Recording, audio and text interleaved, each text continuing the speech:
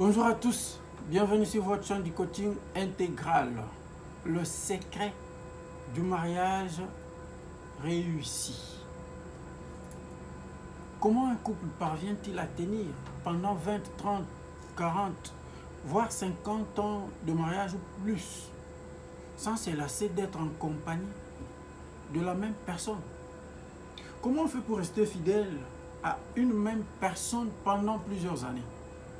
Comment on fait face à la routine et à la monotonie de faire l'amour avec la même personne pendant plusieurs années sans en avoir un dégoût? Comment on fait pour tenir dans une société caractérisée par le divorce, l'infidélité et les ruptures amoureuses? Est-ce que l'amour seul suffit-il pour faire durer la relation? Voilà autant de questions qu'on se pose et que nous allons essayer de répondre. D'emblée, le mariage réussi est une grâce que Dieu accorde aux personnes qui le craignent. Le mariage réussi est le fruit de la maturité et de la sagesse des conjoints. Alors, quels sont les secrets? Il y en a beaucoup ici. J'en ai 22. Mais la liste n'est pas exhaustive. Le premier secret, c'est la volonté de Dieu. Le mariage est une institution divine, donc créée et voulue par Dieu. Il est important de le consulter avant de s'engager pour se rassurer de son accompagnement et de sa bénédiction. C'est comme ça qu'on parlera de la rencontre des âmes sœurs, de la fluidité des connexions neuronales entre les deux personnes. Et avec le temps, on va même constater que les deux personnes commencent un peu à se ressembler. C'est parce qu'il y a Dieu dedans. Le deuxième secret, c'est la préparation. Après la rencontre et la confirmation de Dieu, un bon mariage doit être préparé. Et la préparation passe par la fréquentation, la familiarisation, l'étude de comportement et autres pour se connaître. C'est ce qu'on appelle régulièrement ou habituellement la période de fiançailles. Le troisième secret, c'est la nuit des noces. Le mariage est une alliance. Et comme toute alliance, pour être scellée, cela exige du sang. C'est pendant l'union sexuelle de la nuit des noces que Dieu scelle l'alliance, parce qu'il y a eu échange de sang. Et c'est en ce moment-là que Dieu déverse toutes les grâces nécessaires pour la survie du mariage. Bon, on se posera la question de savoir alors si on avait des ex, qu'est-ce qui se passe? Il y a une différence entre une aventure et un engagement. Tout est au pouvoir de la langue. Le jour de ton mariage, tu as prononcé des paroles qui ont automatiquement rompu avec tous les liens, tous les anciens liens, à moins que tu y retournes toi-même. Le quatrième secret, c'est aimer le mariage. Quand on aime quelque chose, cela devient une passion. Et on le fait avec joie. La Bible est vraiment très claire là-dessus. Il y a des gens qui n'ont pas été faits pour le mariage.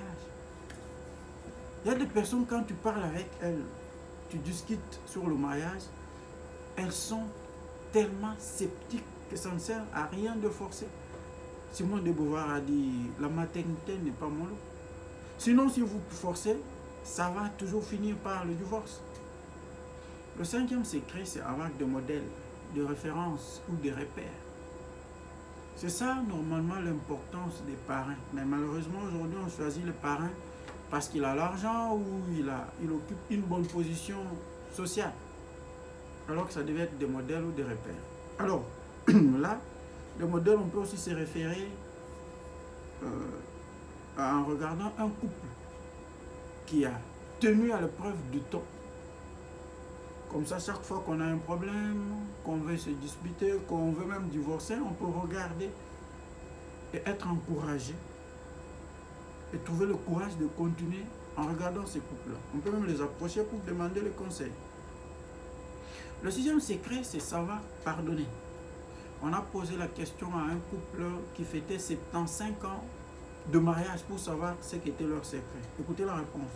Nous sommes nés à l'époque où on reparait les choses au lieu de les remplacer par d'autres. Vous êtes deux personnes différentes et chacune a sa façon de voir les choses. Ça fait deux éducations, deux coutumes, deux habitudes et deux attitudes différentes à mettre ensemble et à concilier. C'est pas facile. Il y aura toujours des incompréhensions. On peut léser l'autre sous la colère. C'est pourquoi il faut savoir pardonner. Le 7e secret, c'est savoir dialoguer, savoir communiquer.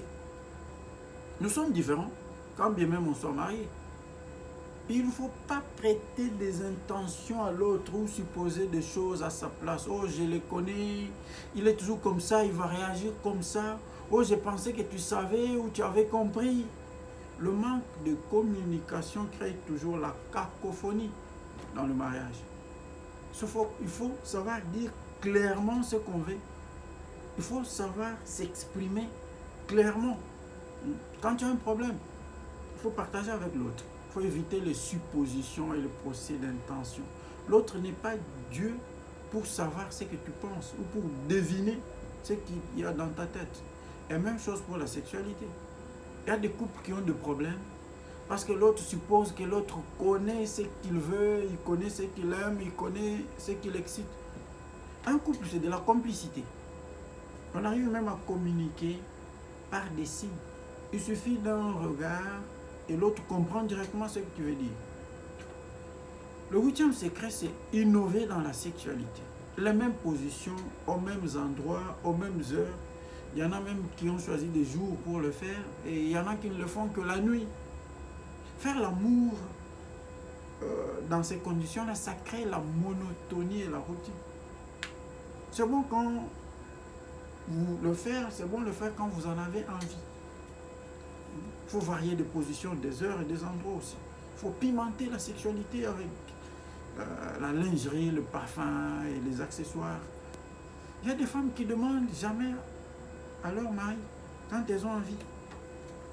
Il faut de temps en temps le surprendre, prendre le devant, lui faire l'amour aussi avec de nouvelles positions. Ça fait du bien, ça casse la monotonie et c'est très excitant pour les hommes. Le 9e secret, c'est réserver un moment à deux. Beaucoup de problèmes commencent dans des couples suite à l'arrivée des enfants. La maman devient très occupée par les enfants, ce qui est tout à fait normal parce que les enfants ont besoin de l'affection maternelle pour une bonne croissance. Mais il ne doit pas oublier son gros bébé qui est leur papa. Il faut toujours trouver du temps, une fois par semaine, par mois ou par semestre ou trimestre, ça dépend. Un temps consacré exclusivement à vous deux. Une sortie en amoureux, une sortie romantique, comme pendant la période de fiançailles. Ça ravive toujours la flamme d'amour.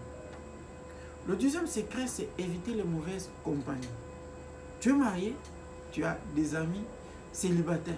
Quels conseils ils vont te donner? Vous parlez de quoi?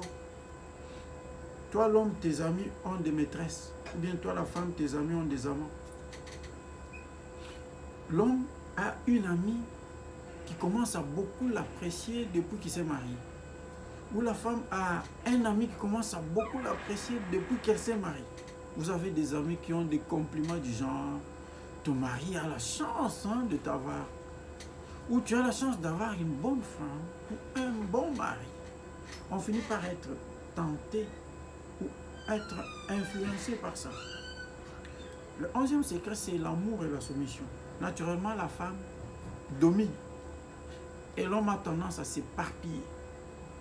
Pour que le mariage réussisse, la femme doit accepter de se soumettre à l'autorité de l'homme. Et l'homme doit se doter la discipline d'aimer sa femme.